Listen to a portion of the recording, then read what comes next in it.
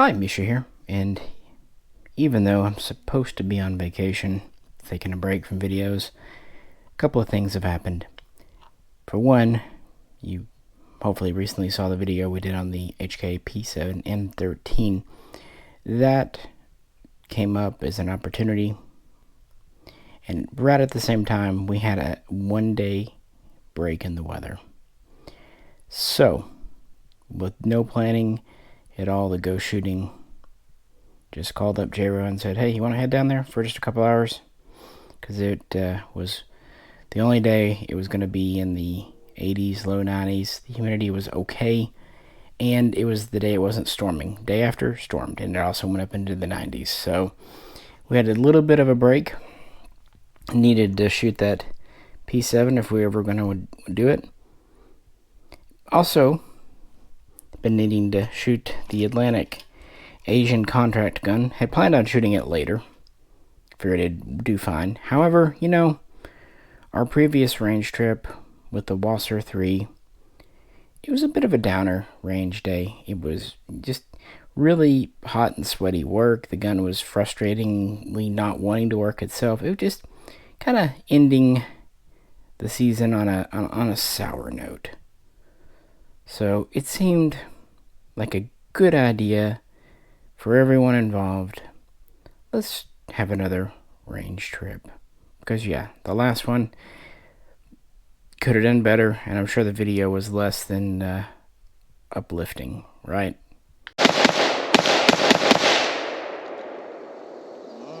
Nope, we got a malfunction. What it's been doing?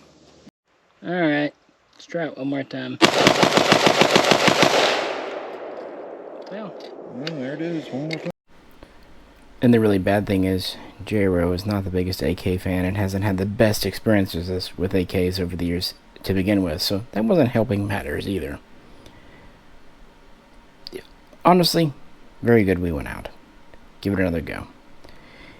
And since some of the issues with the Wasser 3 could have been magazine related, I made sure to grab a pouch, 3 mags, plus the one in it here, so we can at least try out 4 different mags. And also, we have to eliminate the firearm, so I brought out a control rifle too. It hasn't been out in a long time. My Russian build from Legion USA. And it seemed a proper fit, because I know it's a good running gun, so we can try the mags in it, make sure the mags are fine, the ammo's fine. Therefore, if we have any jams or failures, we know it's the gun. Plus, like with the Asian contract, it too is built on a Childress receiver, so I don't know, seemed fitting. So with that, before we jump into the Atlantic gun, let's test out all the mags in the Russian Legion AKM. AKM?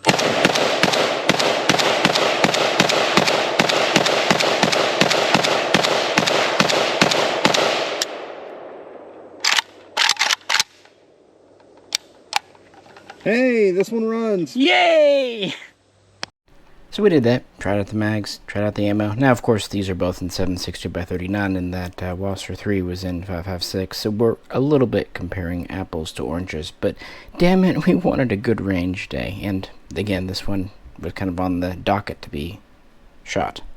So now that we know the other parts are good, let's load it up and put the first box of ammo through it, or at least, hopefully, that's the plan. We'll see how it goes in reality. Just as a reminder, if you could, please do like, share, and subscribe. It really helps out. Getting even an impromptu range trip going is both time and monetarily not inexpensive. And if you'd like to help support us, check out the link to the Patreon. With that, back to Axe. Asian contract, first shots.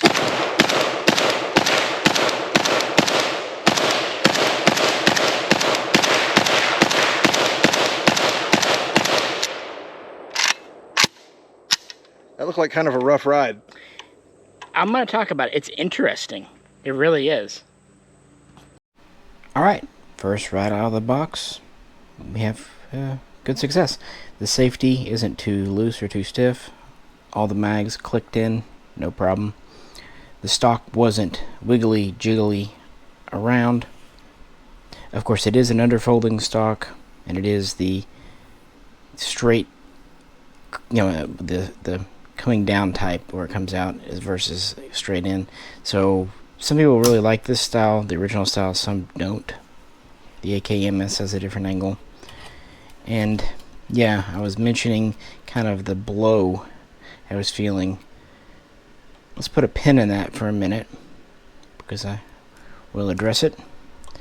But yeah, it felt good in the hands. It wasn't rattly. It didn't feel like anything was going to fall off or come apart. The trigger was nice. I did not notice any slap. I noticed a couple of people commented about slap in the first video at these. Nope, I didn't notice any trigger slap. This is a double hook trigger. So, all in all, quite good. But that was just the first mag. Alright, second mag.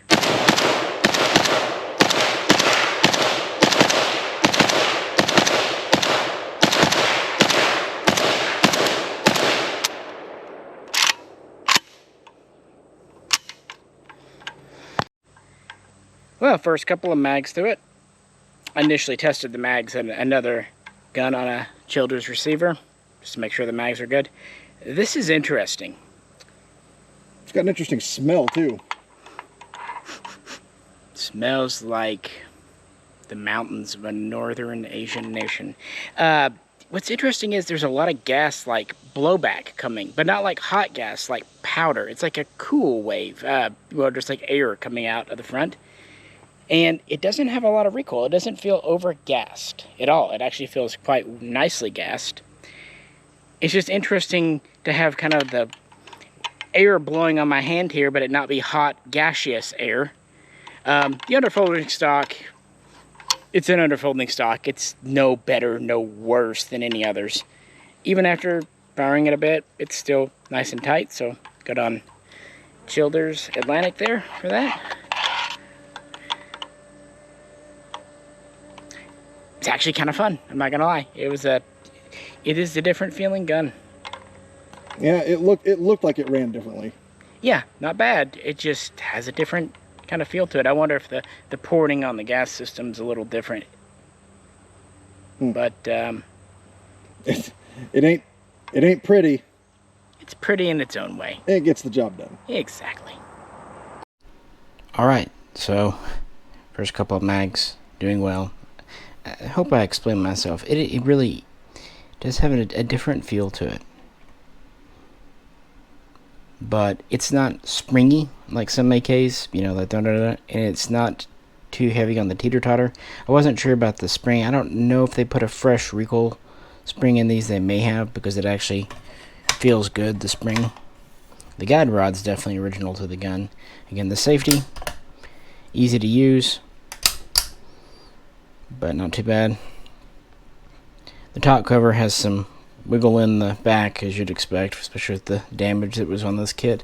But you didn't really notice. It didn't rattle around while shooting. It definitely didn't fall off and hit me in the face, so that's good. But yeah, all in all, we had no trouble. And most importantly, unlike last time, every time we went to charge it, it went into battery. I know that seems like a very low bar to meet or exceed, but there we go. And finally, for what it's worth, the cleaning rod didn't walk out. I just thought I'd mention that because on some guns, some builds, you go to shoot it and then the cleaning rod will be sticking out 3-4 inches. And then I decided to run it with a muzzle nut versus a slant brake, just, to get the full effect. So when I go shooting, I obviously have to have someone to take me. They don't let me drive. And it's always nice to share. But I also have to be mindful of people's time, and they're doing me a favor, and I always try to get them to shoot guns that they seem interested in. J-Ro was not interested in this one. Like a lot of people, not the biggest fan of underfolding stocks. I get it. They're more cool looking than cool shooting. But he did agree to put a couple of rounds through the Russian fixed stalker, and I really wanted to give him a better impression. So here you go. Let's let J-Row try the Childers Russian AKM. Well, anything's got to be better than my last AK experience, right? Yeah, Wasser 30. Well, whatever.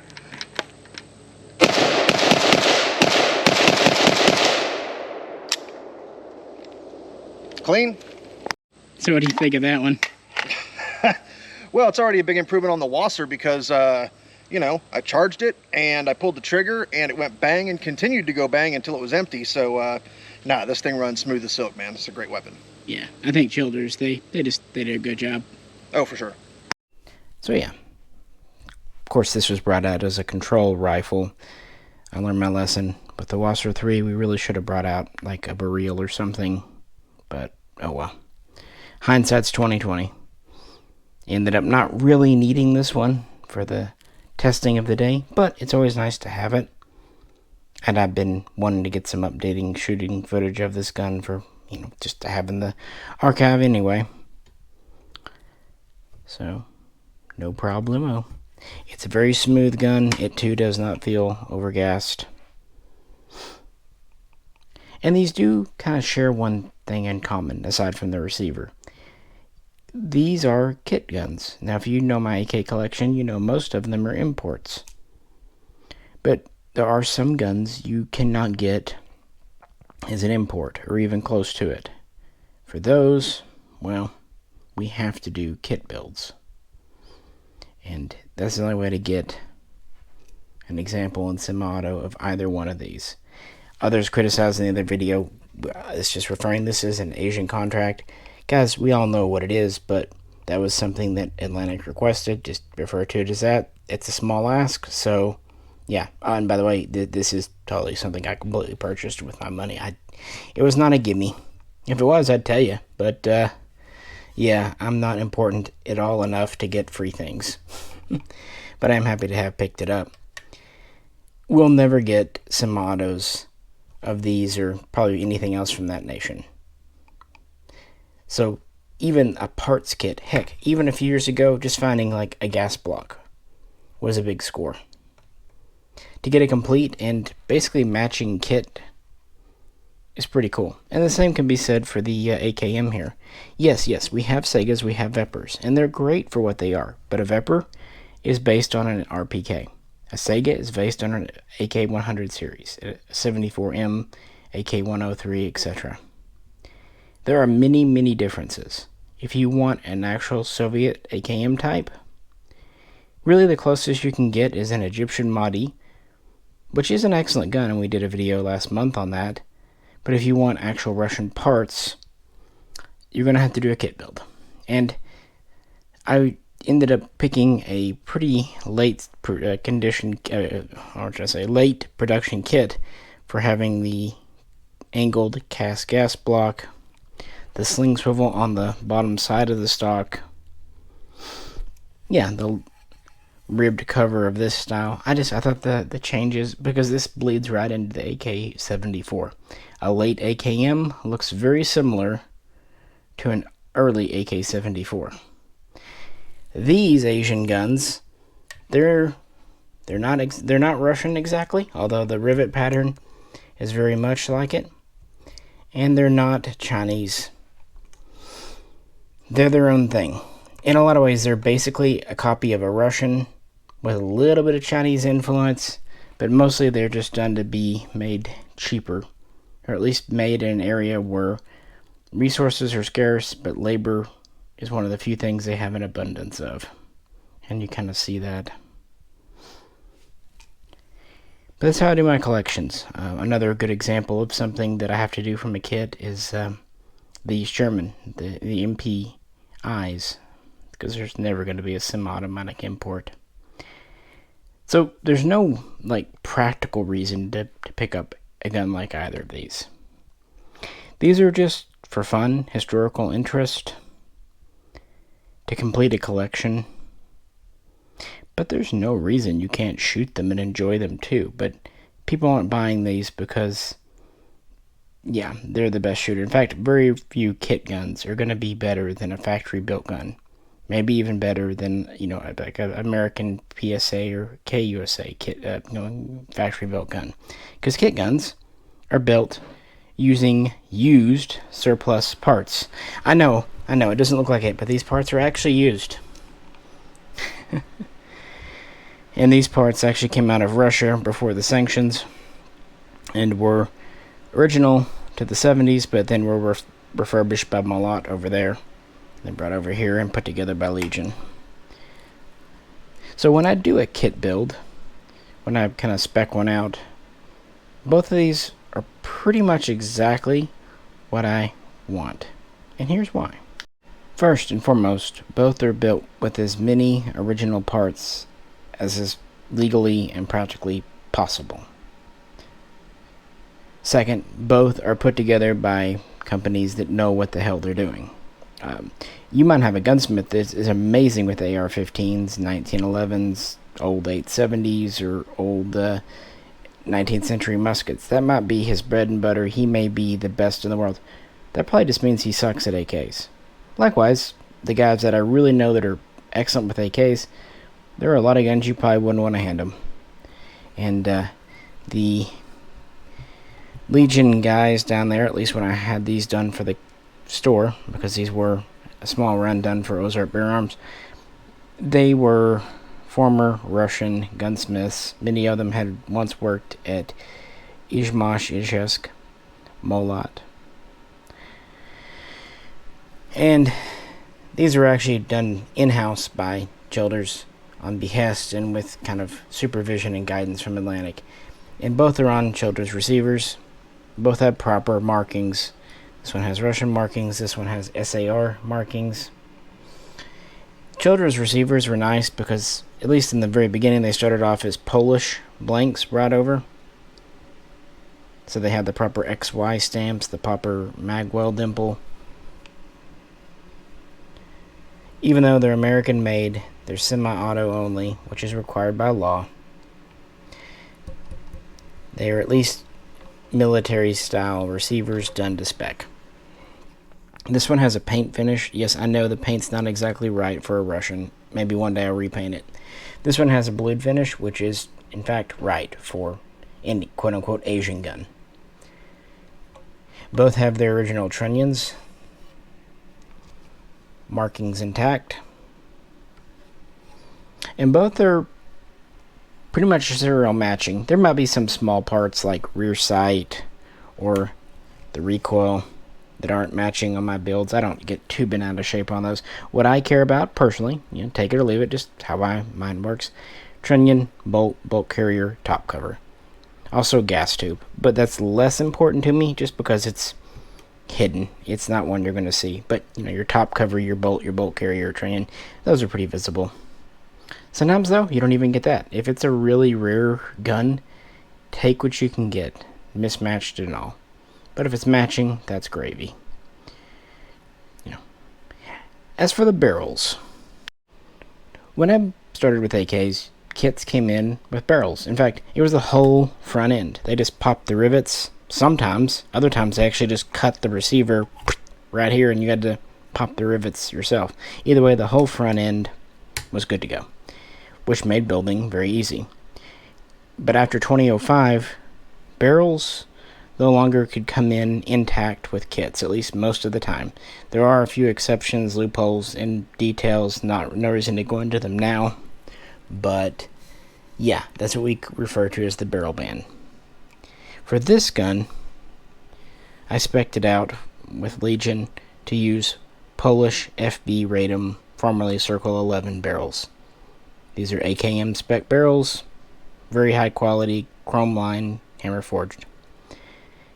We've also had virgin Romanian barrels come in from Puser. That's another good option. Either one's good. They're factory spec barrels. Not knocking US barrels, just saying I went with an imported factory barrel for this kit build because if we're going to use a Russian kit, if we're going to go to the trouble of having a spec receiver, let's keep it on with the proper spec'd barrel. That works fine for a Russian AKM because this literally set the standard. So an AKM barrel will fit. Up here though, well, it won't work.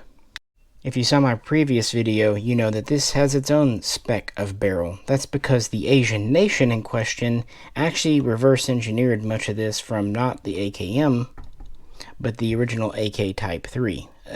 China, Yugoslavia did the same thing, but things are different back here. There's actually a major step down. The profiling around the gas block is different. I mean, part of it is where the sling swivel's at. That's different here. It's just different. So no one's going to make these barrels overseas. So since they can't come in with the kits, they have to be American made. And so that's where the AK Builder barrel comes in here. They did a really, really good job of replicating the external profile of the Asian barrel. And they did chrome line it, which is, if I have to use a US barrel, unless I'm doing like a Yugoslavian build, it has to be chrome lined. I mean, cold hammer forged is great, but let's be honest, I could tell you a barrel is cold hammer forged and it not be, and you would never know. People think the little rings around the barrel are meaning hammer forged markings. If so, this has them, but no, that's not. Those are actually lathe marks. Those are lathe turn marks.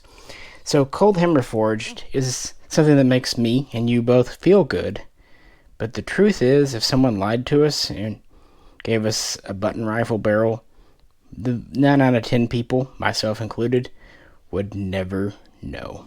But, you know, it is chrome lined. So, not a lot of options here for the barrel. But at least it is the proper profile. I definitely wouldn't accept it if it wasn't that. And both of these run very well. In fact, I've been talking long enough. We've got a little bit more time left at the range. And one more box of ammo out and about.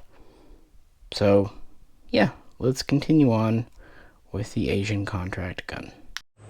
Asian, one more time.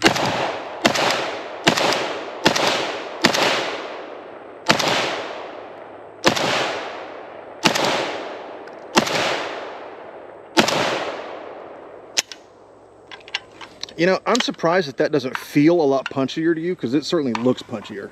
I don't know. It doesn't. It doesn't. There's definitely some blowback, but it's all talk. It's all hot air. It's strange. Another thing I noticed too is this wood, this Katapa type wood. It heats up pretty quick from the barrel, but it also cools off quick. It's really thin, but it's also very porous wood. It's not the great on the heat. But I guess the flip side is it does kind of cool off. Yeah, it seemed to. Reasonably fast, yeah, because my hand's on it before it was too hot to touch. Maybe we'll steam out some of the dents.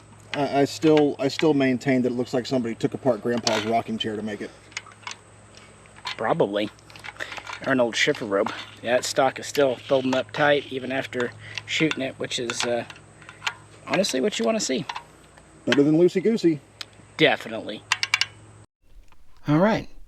Well, we didn't put a ton of rounds through it. I never planned to. This wasn't meant to be an endurance test. We don't buy these as shooters, like I said. I don't mind shooting it, but that's not the reason. And I honestly trusted both the receiver and barrel, and the original parts are what they are. No, we usually do the endurance test when it's a modern gun that needs it, like, say, the Pioneer or the SAM-5. But I want to know that it works, because if you're getting a gun, it's better to find out problems when you first get it. It makes warranty claims much easier than 6 months or a year, 2 years down the road. So after putting a few magazines through it, total that day was, I don't know, probably 70, 80 rounds. The stock is still nice and tight. It's got the tiniest amount of play now.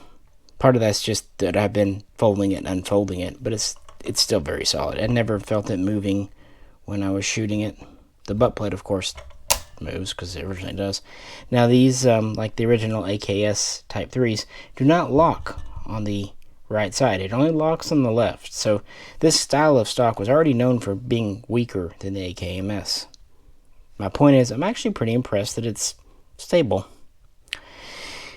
Something else I've noticed with guns, especially kit builds, because you're combining old and new parts, is sometimes after you shoot them, the heat, the recoil, the vibration makes the furniture loose.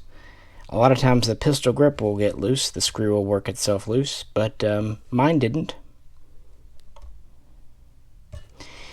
The gas tube and upper handguard were always like this on mine, pretty common for AKs. The lever is pretty loose too.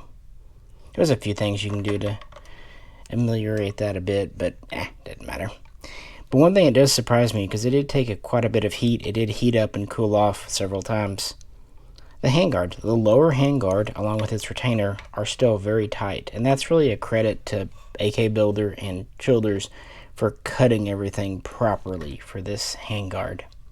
And considering the wear and tear on this wood, that's not the easiest thing to do. But no, the lower handguard has not worked itself loose, which is more than I can say from even a lot of imports. All in all, like I was talking about when we were shooting, it's strangely fun to shoot.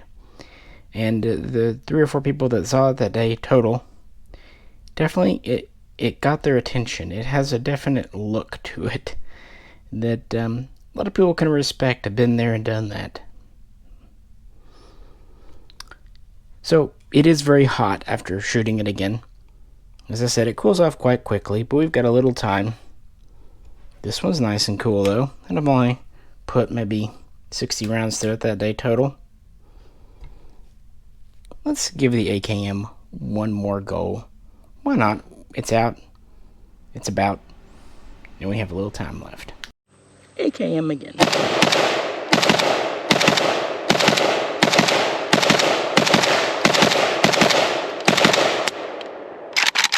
It goes quick. It does indeed. No surprises. Stable. Good. Great gun. Really is. I wish I could have Legion build more of these. That was done a long time ago now, back at the end of 2014, beginning of 2015. Lots changed since then. Glad to have it though.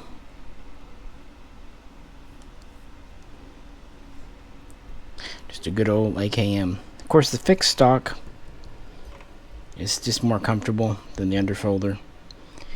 Also, it's often overlooked how much these palm swells can help versus smooth. Part of it is heat dissipation. You have more material there. As I said, this one is quite thin. But also its grip. It just gives you something to really grip on. If my hands were sweaty or the gun was wet, and so you can kind of pull down and give control. That plus the sugar scoop brake, those were intentional changes, along with the straighter comb of the stock folder or fixed. They're straighter on the AKMs versus the original AKSs. All things done to make these easier to control, especially in rapid fire in either mode. So what do you think? Tell you what I think. I think I'm really glad we went shooting. As Fox and I said during the Q&A, it's been a comedy of errors this summer when it comes to schedules lining up. I don't know what's going on. It's no one's fault. It's not even he and I. It's everyone. Everyone's just so busy. So many plans have fallen through. So many range trips had to be moved or canceled. Even when we were ready to go, the weather's been nuts. We've had so many storms and rains. And then we had 2 weeks of 100-degree temperature. And then back to storms and rains now. As I said at the beginning of the video, we found one day where it actually was around 90 and not storming or raining all day. Keep in mind, where we shoot isn't close by. We have to drive about an hour, so it takes time. Even just there and back is over 2 hours. So the fact that this completely impromptu, out of the blue idea came together, I mean, I was literally throwing ammo, mags, guns in bags while J-Ro was running over here. I mean, I didn't have it even packed up the night before. So first off, I'm amazed I didn't forget anything important. Secondly, I'm just amazed it worked out schedule-wise, including the weather. I'm always a little amazed when the weathermen actually get it right. And third and more important, I'm amazed that we shot, I think, 6 guns total that day. We had no failures at all. It was a complete opposite of last time. And I'm really glad for it. Now, if it had been a dud of a day like before, I might have been questioning my sanity. But it's nice to have a positive range trip in our minds, even if we aren't able to get out before, say, Labor Day again. At least we have something, and we have something for you.